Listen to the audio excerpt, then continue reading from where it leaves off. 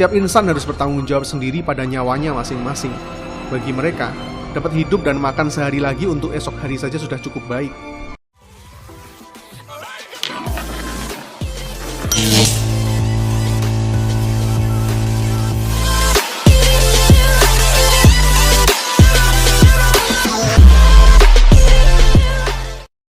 Assalamualaikum warahmatullahi wabarakatuh. Nama saya Rafita Kedasuki dari channel Raffi and Media Official. Hari ini saya akan mereaction video manusia menjadi Tuhan gagar teknologi ya guys ya. Nah langsung saja ya guys ya. Ini videonya sekitar 34 menit 3 detik. Mungkin ini akan menjadi video terpanjang saya yang saya edit juga ya guys ya. Oke lah, langsung aja mulai.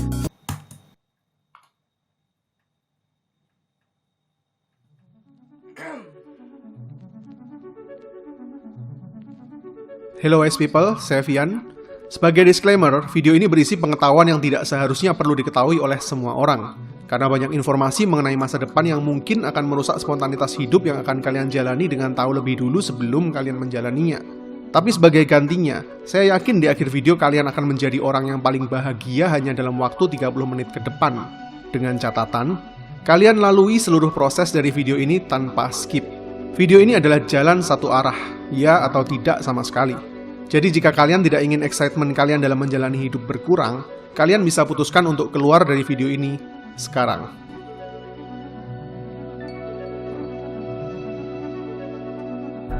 Oke, ini artinya kalian sudah setuju.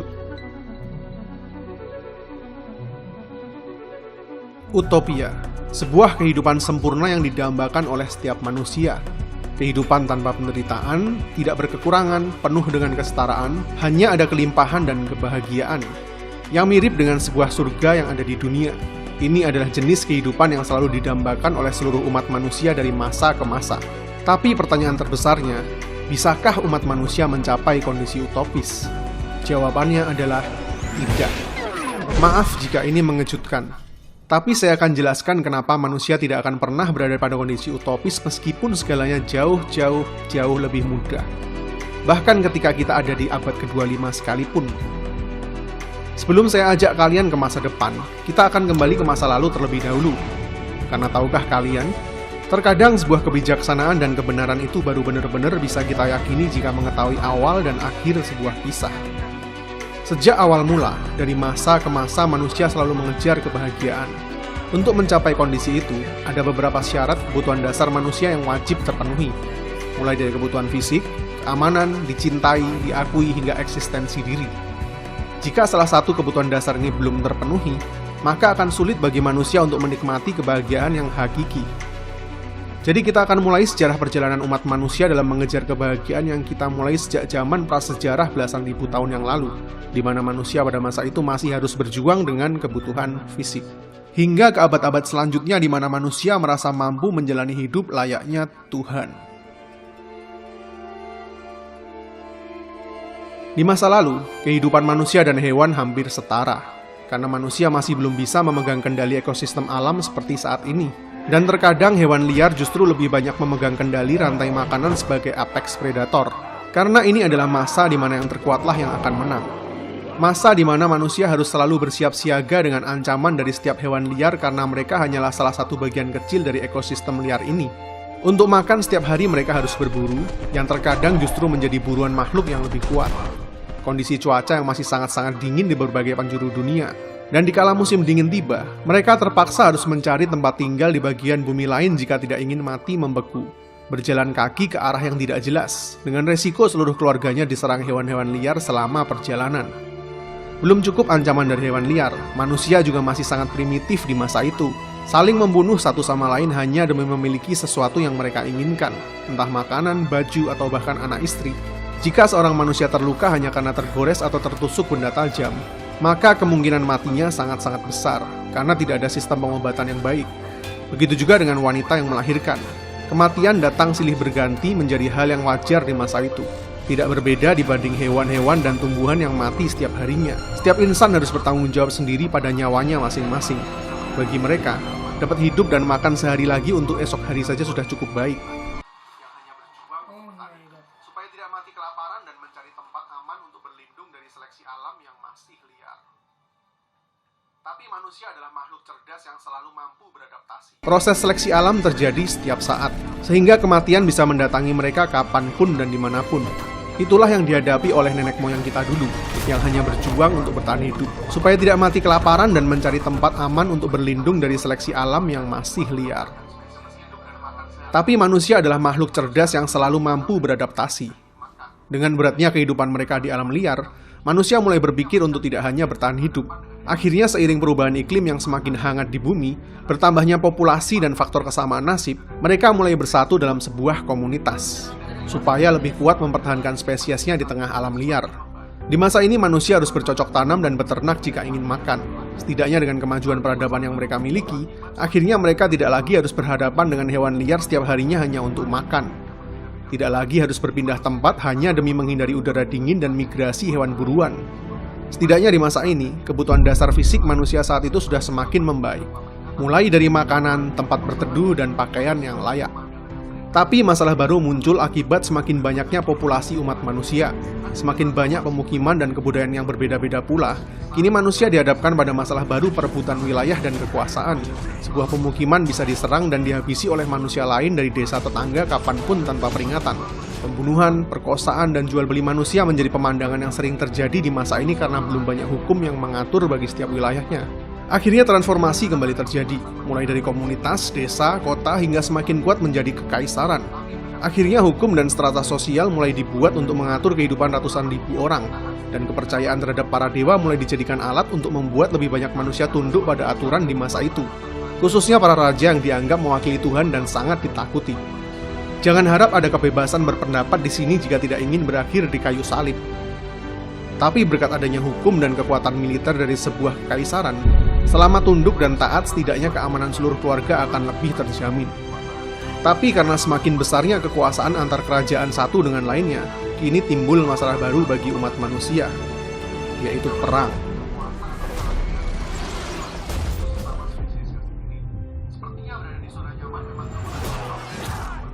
Manusia di masa ini masih terus ada di tengah perang demi saling berebut kekuasaan. Di masa lalu, manusia harus sibuk bertahan hidup dengan hewan buas di alam liar. Setelah mereka bersatu mempertahankan spesiesnya, kini ketika mereka lebih punya kuasa atas alam liar, musuh selanjutnya justru sesama spesiesnya sendiri. Sepertinya berada di zona nyaman memang gak pernah cocok bagi umat manusia.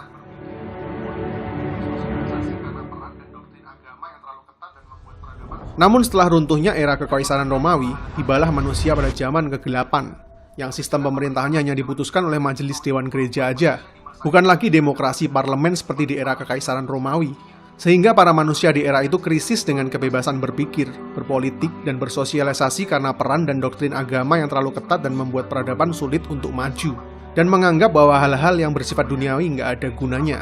Kebijakan pemerintahan di zaman kegelapan yang kuno ini membawa umat manusia di masa itu harus berhadapan dengan pandemi paling parah di sepanjang sejarah dunia.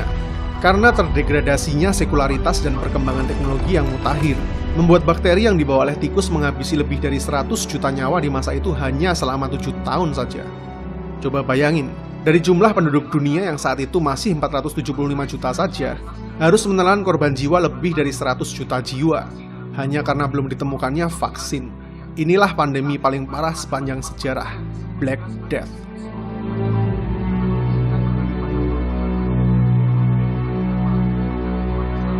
Sehingga lahirlah era baru Renaissance yang lebih mengedepankan sisi rasionalitas dan sekularisme, kebebasan untuk berpikir dan berkreasi dalam bidang politik, ekonomi, sosial, dan budaya. Inilah titik balik peradaban umat manusia yang disebut juga sebagai The Age of Enlightenment, karena menghasilkan berbagai macam terobosan baru di bidang teknologi dan melahirkan para filsuf dan seniman besar mulai dari Galileo hingga Leonardo da Vinci. Ini masa di mana manusia lebih punya kebebasan berpikir dan berekspresi, yang sekaligus membawa umat manusia kepada pemenuhan kebutuhan selain jasmani saja, namun juga jiwani. Tapi yang tidak pernah berubah, manusia di masa ini masih harus hidup dengan ancaman perang antar negara satu dengan lainnya. Bahkan lingkup perang yang semakin mengkerucut yaitu dengan saudara di negaranya sendiri yang menghendaki revolusi. Dan tentu saja di masa ini masih banyak prajurit yang mati dan tidak bisa diselamatkan nyawanya jika tertusuk atau tergores di medan perang. Mati kesakitan karena belum ada anestesi, dan mati karena infeksi karena belum ada antibiotik. Begitu juga dengan angka kematian saat melahirkan yang masih terlalu tinggi di masa itu karena belum tersedianya pengobatan yang layak. Seiring dengan perkembangan teknologi dan ditemukannya vaksin, antibiotik, dan anestesi, ada ratusan juta manusia terselamatkan hidupnya. Sehingga sejak pada masa itu berkat kemajuan teknologi di bidang kesehatan, angka kematian umat manusia di masa ini semakin kecil, dan angka kelahiran yang semakin meledak sehingga disebut sebagai generasi baby boomer. Dengan semakin bertambahnya populasi manusia di bumi, kini manusia punya masalah baru untuk memenuhi kebutuhan hidup miliaran nyawa, karena membutuhkan teknologi yang lebih cepat, lebih masif, dan lebih efisien lagi. Sehingga lahirlah penemuan yang kembali merevolusi sejarah peradaban umat manusia, yaitu mesin uap. Penemuan mesin uap ini sekaligus menjadi awal mula terjadinya revolusi industri besar-besaran di seluruh dunia. Efisiensi terjadi luar biasa cepat menyebar ke seluruh dunia. Sistem politik dan pemerintahan yang semakin maju, dan lebih meningkatkan taraf hidup manusia di masa itu, meskipun akhirnya melahirkan sistem ekonomi kapitalis modern. Untuk pertama kalinya dalam sejarah peradaban terjadi ketimpangan sosial yang sangat-sangat besar antara kaum pengusaha dan para buruh. Kota yang sangat penuh dengan manusia yang sebagian besar adalah kaum buruh bergaji kecil, tanpa tunjangan kesehatan yang layak dan kurangnya sanitasi menghiasi setiap penjuru kota di masa itu. Tenaga kerja buruh dipekerjakan dan diperas habis oleh kaum kapitalis dengan kesenjangan yang sangat parah. Inilah era di mana manusia menjadi korban dari society, di mana manusia hidup hanya untuk bekerja dan bertahan hidup hanya demi mengikuti sebuah sistem baru peradaban, hingga lupa dengan hal-hal esensial mengenai kebahagiaan dan tujuan hidup, karena sudah terlanjur masuk di dalam lingkaran baru kapitalisme. Mau nggak mau, setuju nggak setuju, yang nggak mengikuti sistem ini ya nggak bisa hidup. Sampai sini ada ironi baru kan? Kehidupan manusia sebenarnya udah semakin layak jika dibandingin dengan peradaban-peradaban sebelumnya. Tapi karena gaya hidup baru yang semakin nyaman membuat manusia memiliki lebih banyak keinginan dalam hidupnya, yang justru semakin menjauh dari esensi kebahagiaan yang mereka cari. Yang membuktikan bahwa manusia tidak pernah merasa puas mengejar kebahagiaan dari masa ke masa sebaik apapun kondisi hidupnya. Masuk ke abad 20 justru jauh lebih parah lagi. Pertengahan tahun 1914 terjadi salah satu perang terbesar dalam sejarah dunia. Perang berlangsung selama 4 tahun. Pada tahun 1914 dunia bersorak-sorai dan masuk ke abad 20 justru jauh lebih parah lagi. Di pertengahan tahun 1914, terjadi salah satu perang terbesar dalam sejarah dunia, yaitu Perang Dunia Pertama yang memakan korban hingga 40 juta jiwa. Perang berlangsung selama 4 tahun dan berakhir pada tahun 1918. Warga dunia bersorak-sorai dan mulai kembali membangun peradaban di tengah duka yang masih menganga. Namun sayangnya keberuntungan masih belum berpihak pada manusia di era itu. Karena masih di awal tahun 1918, dunia disambut sebuah pandemi terbesar kedua dalam sejarah umat manusia, yaitu Spanish Flu. Virus influenza yang belum ditemukan vaksinnya saat itu menginfeksi hingga 500 juta penduduk bumi. Dari total penduduk bumi yang saat itu masih berjumlah 1,8 miliar manusia saja. Pandemi yang sangat parah karena menjangkiti hampir 30% dari total populasi bumi dan memakan korban dengan estimasi mencapai 100 juta jiwa. Coba bayangkan bagaimana susahnya kehidupan manusia di masa itu, menghadapi dua tragedi terbesar dalam sejarah di tahun yang sama selama 6 tahun lamanya. Spanish Flu dan Perang Dunia. Pandemi akhirnya berakhir di tahun 1920. Namun beberapa tahun setelahnya mereka masih harus menghadapi krisis ekonomi dunia yang lagi-lagi terbesar di sepanjang sejarah dunia, yaitu Great Depression yang menghancurkan GDP dunia hingga lebih dari 15%. Yang tentu saja sangat mengguncang keseimbangan perekonomian dunia. Mengingat Great Recession yang terjadi pada tahun 2008 lalu saja udah menghancurkan banyak pasar saham dunia, meskipun hanya mengalami penurunan GDP dunia sebesar 1% saja. Berkat Great Depression ini banyak sekali orang kaya yang jatuh miskin, kasus bunuh diri di mana-mana, para pegawai kehilangan pekerjaannya, hingga mengalami kenaikan tingkat pengangguran mencapai 30% di banyak negara di seluruh dunia. Benar-benar terjadi goncangan yang sangat dahsyat. Chaos terjadi di mana-mana dan merubah kehidupan manusia di masa itu. Great Depression ini punya dampak cukup panjang untuk pulih hingga 10 tahun. Mereka baru mulai bernapas lega dan mulai menyusun harapan untuk kehidupan yang baru. Namun naas, di tahun yang sama ternyata dunia justru mengalami tragedi yang jauh lebih dahsyat dalam sejarah umat manusia, yaitu Perang Dunia Kedua yang memakan korban hingga 75 juta jiwa yang berlangsung selama 6 tahun. Gila. Serius, generasi manusia yang lahir di awal abad 20 ini benar-benar diuji secara mental dan fisik secara luar biasa. Bayangkan bagaimana manusia yang hidup di era ini masih bisa memiliki yang namanya harapan untuk tetap hidup setelah melalui 4 tragedi terbesar di sepanjang sejarah umat manusia selama 30 tahun berturut-turut.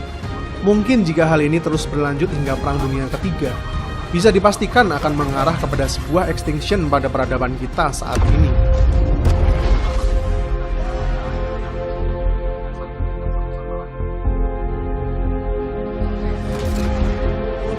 Namun selalu ada hikmah di balik setiap peristiwa.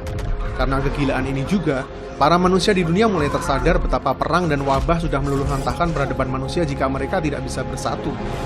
Ternyata saling menghancurkan bukanlah cara yang benar di sistem dunia yang sudah saling terikat satu sama lain ini.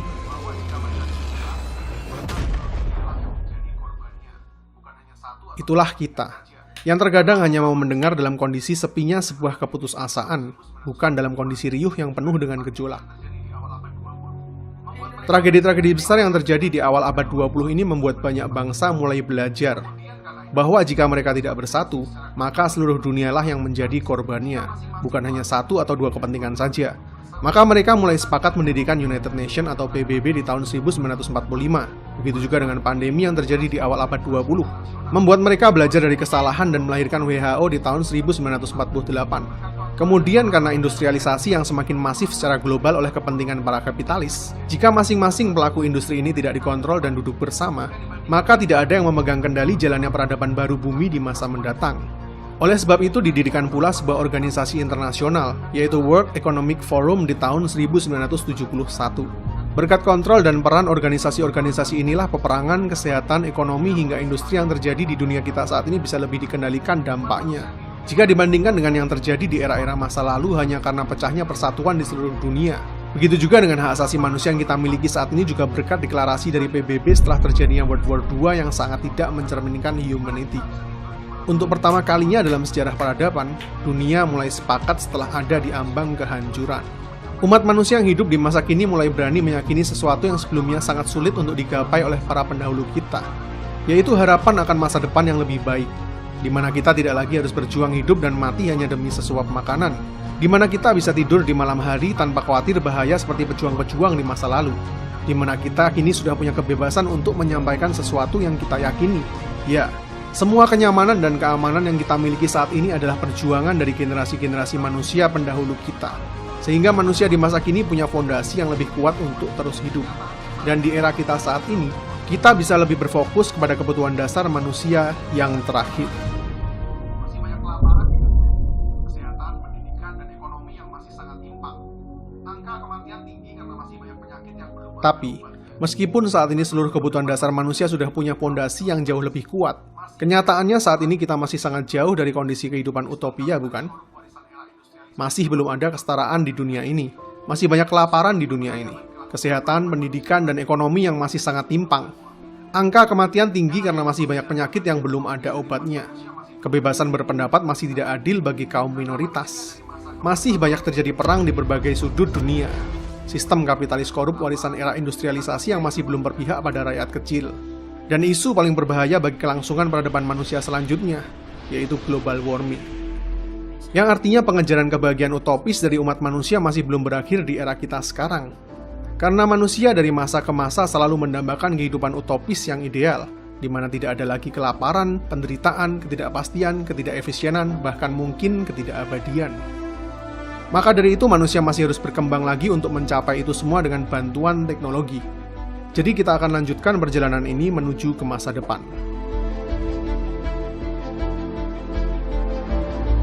Kita akan mulai dari bagaimana World Economic Forum sudah membuat skenario besar untuk mereset peradaban dunia ini berkat momentum pandemi melalui The Great Reset, yang diadakan pada bulan Juni 2020 lalu.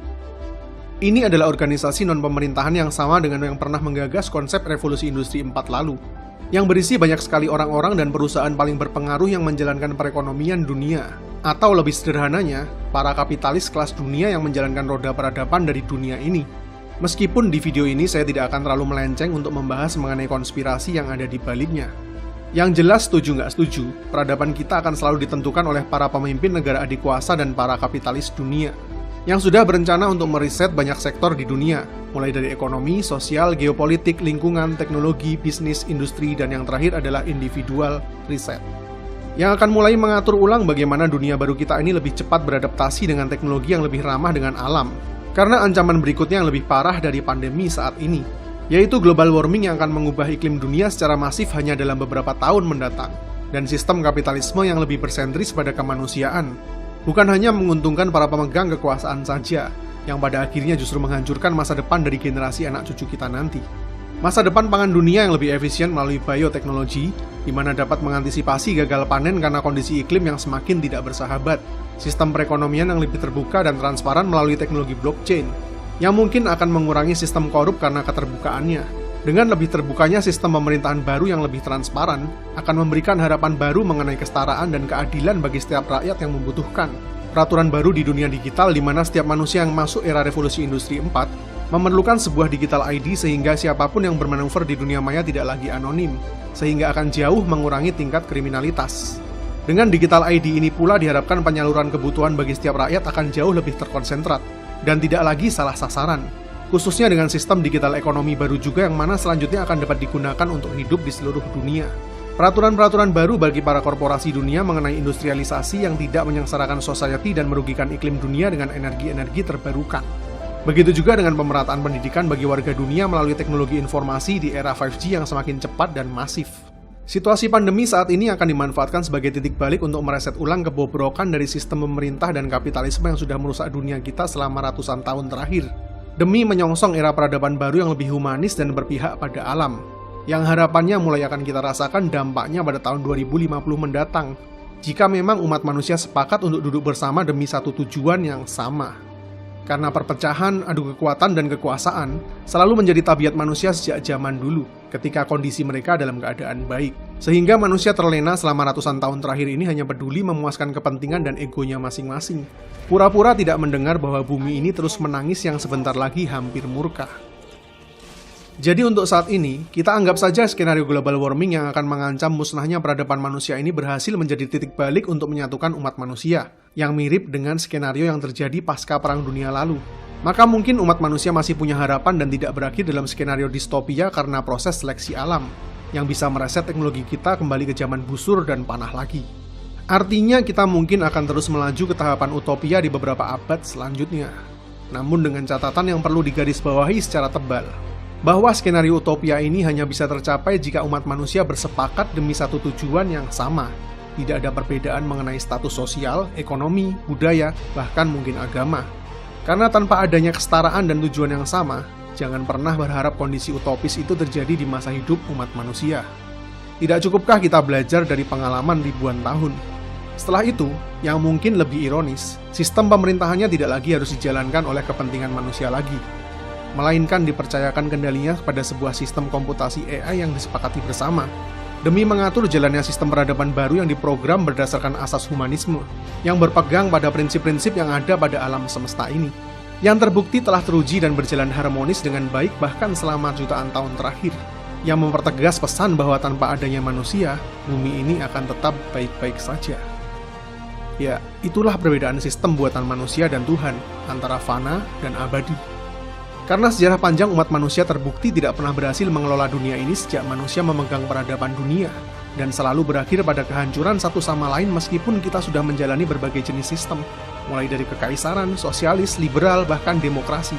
Selama kehendak bebas manusia yang abstrak dengan ego dan keinginan yang jadi pusat kendalinya, yang selalu dipenuhi dengan otoritarianisme, supremasi kekuasaan maupun dinasti politik, maka pada masa itu, sepertinya sebuah sistem pemerintahan yang dijalankan oleh AI akan jauh lebih relevan, karena tidak memiliki motivasi, tidak memihak, dan adil bahkan bagi setiap makhluk yang hidup di bumi ini. Namun di masa seluruh umat manusia ini sepakat untuk bersatu, akan menandai sebuah era baru yang sangat mengerikan.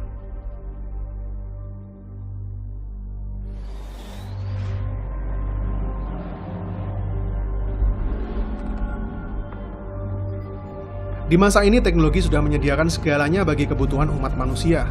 Berkat fusi nuklir masa depan yang memberikan energi tanpa batas bagi siapapun yang membutuhkan secara gratis. Karena di masa ini, energi dapat diproduksi dengan sangat mudah, murah, dan mungkin unlimited. Hanya karena energi gratis ini saja, maka hampir seluruh hal yang ada di dunia utopia ini akan tersedia secara gratis juga. Apalagi tempat ini semuanya telah dikendalikan oleh AI dan robotik yang akan secara otomatis memproduksi dan menyediakan hampir setiap kebutuhan dasar umat manusia. Mulai dari makanan, kesehatan, tempat tinggal yang layak, bahkan hiburan. Karena semuanya mudah didapatkan, maka manusia mulai tidak memiliki pikiran untuk berbuat jahat lagi. Dan setiap manusia hampir tidak lagi bekerja untuk mendapatkan apa yang diinginkannya. Karena semuanya telah tersedia dengan sangat-sangat mudah berkat bantuan teknologi. AI dengan basis kuantum komputer yang maha canggih, yang dapat menjalankan seluruh sistem yang ada di dunia utopia ini, mulai dari perekonomian, transportasi, kebutuhan sosial, bisnis, maupun industri dengan sangat adil. Ini adalah masa di mana setiap manusia dianggap setara eksistensinya dan hanya berfokus mengejar mimpi dan fantasinya masing-masing. AI ini menyimpan seluruh database umat manusia maupun setiap benda yang ada di dunia, yang dapat terkoneksi dengan pikiran manusia dan semua benda secara nirkabel, memahami semua kebutuhan bahkan kegundahan yang dirasakan oleh umat manusia, dan segera menyediakan solusi baginya secara instan. Sehingga manusia itu tidak lagi sempat mengalami kesusahan dan penderitaan. Pengobatan yang sudah sangat maju berkat nanoteknologi, sehingga sel kanker tidak lagi menjadi ancaman. Bahkan sebelum manusia lahir dengan genetika yang berpotensi dengan kanker pun bisa dimodifikasi seperti baru lagi, berkat bantuan teknologi CRISPR yang jauh lebih advance di masa depan. Begitu juga dengan modifikasi genetika fisik mulai dari kelamin, wajah, warna rambut, dan postur tubuh. Sehingga manusia bisa memiliki kondisi fisik sesuai dengan yang mereka inginkan sendiri. Nggak perlu lagi iri dan dengki kepada manusia lainnya hanya demi mendapatkan eksistensi diri yang layak di mata masyarakat. Karena kini semuanya setara. Teknologi regenerasi sel super canggih yang memungkinkan kita hidup dalam kondisi tetap muda, yang akan membuat hidup dan mati hanya menjadi sebuah opsi. Tidak ada lagi kematian karena penyakit dan melahirkan, karena di masa ini memungkinkan untuk melahirkan bayi di luar rahim ibunya. Dan semua nutrisi telah disediakan oleh teknologi mulai dari embrio hingga menjadi manusia yang utuh. Yang tentunya secara genetika sudah dimodifikasi secara sempurna sehingga tidak ada lagi cacat lahir maupun fisik. Dalam dunia utopia ini, para manusia hanya sibuk mengejar mimpi dan imajinasi yang belum pernah mereka rasakan. Namun sensasi ini lagi-lagi dapat dengan sangat mudah mereka dapatkan berkat semakin canggihnya teknologi neuroscience, yang memungkinkan bagi setiap manusia merasakan sensasi apapun yang diinginkan dalam hidupnya. Cukup dengan mengkonsumsi sebuah zat yang akan bekerja dalam alam bawah sadar kita. Mereka akan merasakan sensasi itu sepenuhnya tanpa perlu melalui proses yang panjang. Misalnya sensasi sebuah puncak kesuksesan, popularitas, sensasi jatuh cinta, dan berhubungan dengan orang yang paling kamu dambakan. Bahkan merasakan sensasi menjadi makhluk apapun yang ada di dunia ini, yang batasannya hanya ada sejauh imajinasi yang bisa kita pikirkan. Sehingga mirip dengan konsep sebuah surga di mana kita tidak lagi dapat diatur oleh segala keterbatasan fisik. Bahkan dengan kemajuan kuantum fisika di masa itu, manusia mungkin akan mampu memecah dan memanipulasi blueprint dari sebuah atom, sehingga mereka menjadi mampu menciptakan berbagai materi baru di semesta ini, yang akan membuat manusia tidak lagi terpenjara dalam hukum-hukum fisik, yang memampukan mereka membuat hukum-hukum baru versi mereka sendiri, hingga akhirnya sanggup menulis ulang takdir baru kehidupan, mulai dari alfa hingga omega.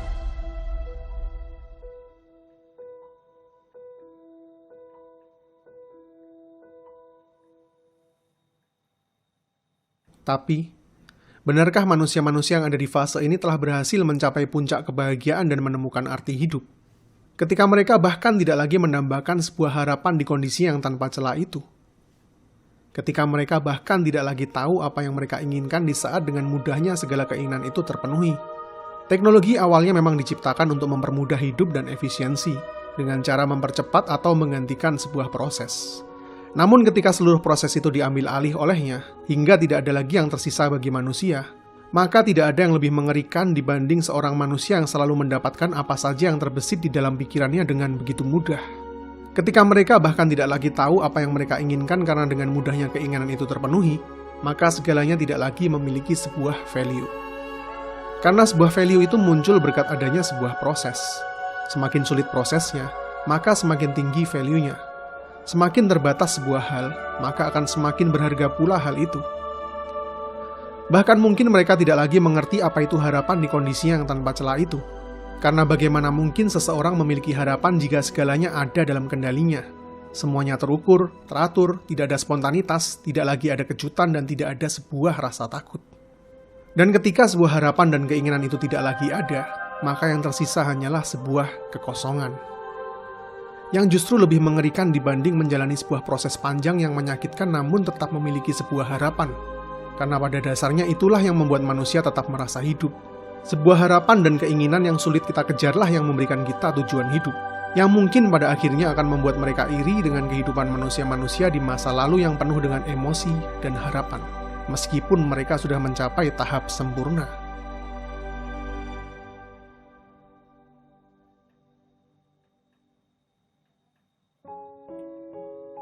Ironis bukan?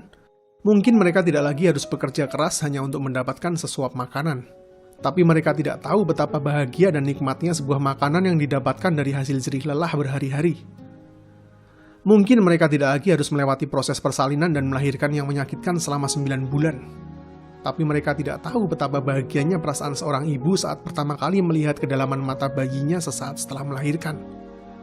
Mungkin mereka tidak pernah merasakan penyakit di tubuhnya yang sempurna sejak lahir. Tapi mereka tidak tahu bagaimana bahagianya seorang anak buta sejak lahir yang bisa melihat untuk pertama kalinya. Mungkin mereka punya keluarga sempurna yang tidak pernah berkekurangan.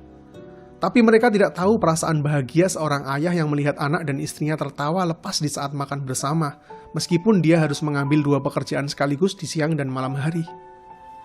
Mungkin mereka bisa hidup dalam masa muda selama yang mereka inginkan. Tapi mereka tidak akan pernah tahu betapa setiap momen dalam hidup itu jadi jauh lebih berarti di umur kita yang pendek dan penuh dengan ketidaktahuan akan hari esok. Coba kalian rasakan. Indah sekali kan?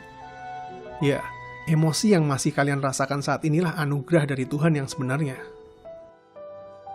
Manusia di masa lalu mendambakan kehidupan utopis di masa depan, dan manusia di masa depan merasa iri dengan kehidupan manusia di masa lalu. Jadi kapan pencarian kebahagiaan ini akan menemukan sebuah akhir? Jika ternyata ketidaktahuanmu mengenai hari esoklah yang membuat esok hari lebih menarik untuk kita jalani, ketidaknyamananmu saat inilah yang membuatmu tetap termotivasi. Penderitaan yang masih kamu rasakanlah yang membuat kebahagiaanmu jauh lebih berarti. Dan umurmu yang terbatas inilah yang ternyata membuatmu lebih punya prioritas, supaya setiap momen dalam hidupmu menjadi jauh lebih berharga. Bersyukurlah. Karena sebenarnya segala ketidaksempurnaan yang ada di hidupmu saat inilah yang ternyata menyempurnakan hidupmu. Dan kabar baiknya, setelah kamu tahu semua ini, kamu nggak lagi perlu menjalani 100 kali kehidupan hanya untuk tahu bahwa mulai sekarang juga kamu bisa bahagia.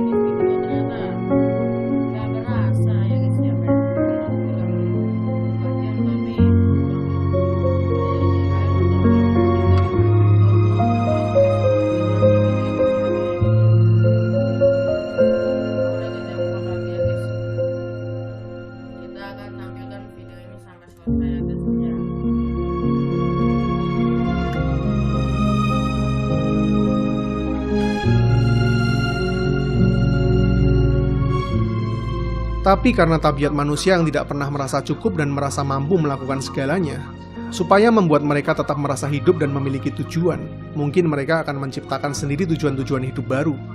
Misalnya dengan membuat sebuah ekosistem yang benar-benar baru, di mana kebahagiaan itu masih dapat diperjuangkan dengan sebuah harapan dan penderitaan.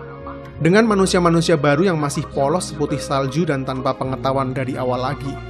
Di mana kebahagiaan tidak bisa digapai dalam kondisi yang berkekurangan, tapi juga tidak dapat digapai meskipun dalam kondisi sempurna yang berkelimpahan. Namun kebahagiaan hanya ada di kondisi yang cukup dan bersyukur. Sehingga manusia-manusia baru ini dapat memberikan sebuah ketulusan cinta kepada penciptanya, karena hanya itulah satu-satunya hal yang tidak dapat dibuat oleh mereka.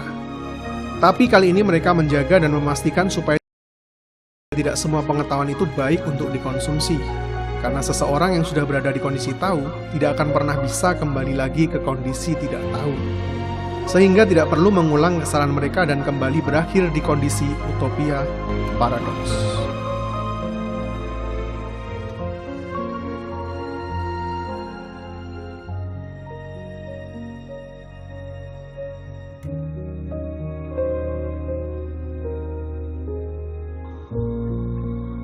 Kata-kata mutiara guys harus dicerna dengan baik ya guys ya.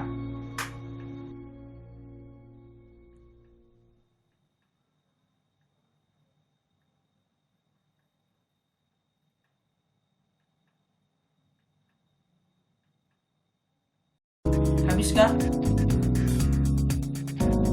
Oke, sudah habis guys. Akhirnya habis guys setelah 34 menit 3 detik ya guys ya. Gak terasa cuy, saya tidak merasa lelah karena emang ini video seru banget guys. Masuk ke hati saya guys ya. Ya udahlah segitu dulu guys, pesannya jangan lupa bahagia karena bahagia orang itu beda-beda guys. Betul, bahagia orang-orang itu beda-beda. Makanya gak usah ngeliat orang lain untuk bisa bahagia. Kita itu uang berapa, punya uang berapa, kita itu sama siapa aja, kita itu mau apa, itu bahagianya tuh beda-beda guys. Jadi ya udah, santai aja, hidup tuh cuma sementara guys. Hidup selamanya itu gak enak, beneran. Kalian belum pernah ngerasain orang-orang yang udah tua tuh, udah hampir 100 tahun itu rasanya itu mereka gimana guys. Pikirannya udah agak lupa, terus mereka hidup itu bingung guys, karena mereka tuh gak paham dengan teknologi yang terjadi saat ini ya guys ya. Karena mereka kan zaman mereka lahir itu tuh berbeda banget guys dari zaman sekarang itu. Ya udah guys, itu pesan dari saya guys ya. Jangan lupa subscribe, like, dan komen, share video ini ke teman-teman kalian ya. Ke teman-teman kalian ya guys ya. Semoga mereka itu dapat pesan yang bagus dari video ini ya guys ya. Selamat tinggal semuanya. Terima kasih telah menyaksikan video ini dari awal sampai akhir. Yang dari awal sampai akhir itu gak skip video ini, kalian sangat baik sekali ya guys ya. Bantu saya sebagai YouTuber pemula untuk mencapai 1000 subscriber sebelum saya kelas 8 ya guys ya. Fun fact, saya itu baru kelas 7, umur saya 12 tahun. Sebelum 13 tahun di Maret nanti, insya Allah sudah 1000 ya guys ya. Atau minimal 100 lah ya guys ya. Masa gak bisa 100 guys? Oke ya guys ya. Udah nggak usah basa-basi lagi. Tadi pesannya udah ya, pas tadi udah ya guys ya. Jangan lupa bahagia ya guys ya. Udah sih gak ada lagi ya. Wassalamualaikum warahmatullahi wabarakatuh. Dadah guys. Dadah.